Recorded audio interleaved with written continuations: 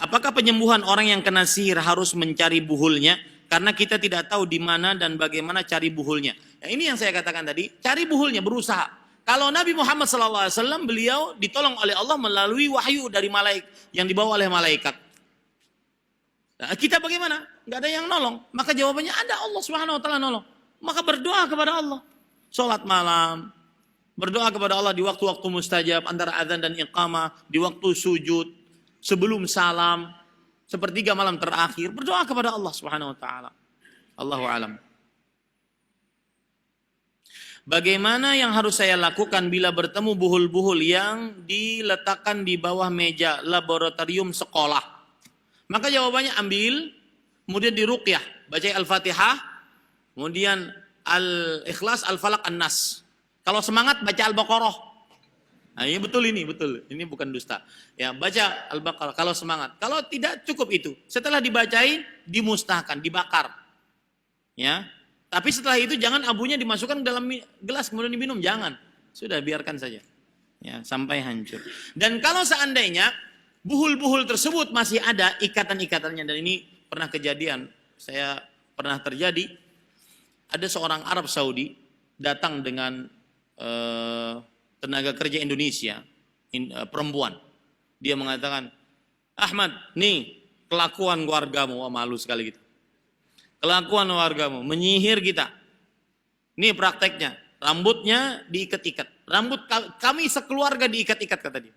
Dan dilihatkan. Sekarang tugasmu harus melepaskan ini buhul-buhul semua. Nah, saya coba baca Al-Fatihah. Ya. Kemudian mencoba, itu rambut yang diikat, bukan tali ya. Otomatis kan ikatannya kecil. Itu demi Allah, Allah memudahkan, itu terbuka dengan mudah. Ya, jadi maksud saya kalau ada buhulnya, ikatannya sambil diruqyah sambil dibukain. Ya, baru setelah itu dimusnahkan. Kenapa demikian? Karena biasanya buhul yang tidak terbuka dan langsung dibakar setelah diruqyah ini masih ada pengaruhnya. Kenapa? Karena masih ada ikatannya. Paham nggak maksud saya? Nah, kalau dibuka berarti ikatannya selesai, kemudian dimusnahkan. Allahu a'lam.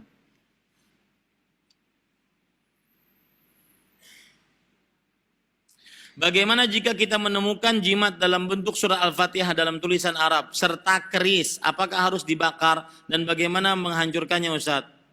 Tolong doakan keluarga saya, bapak ibu saya bersih dari perbuatan syirik kecil dan syirik besar dong.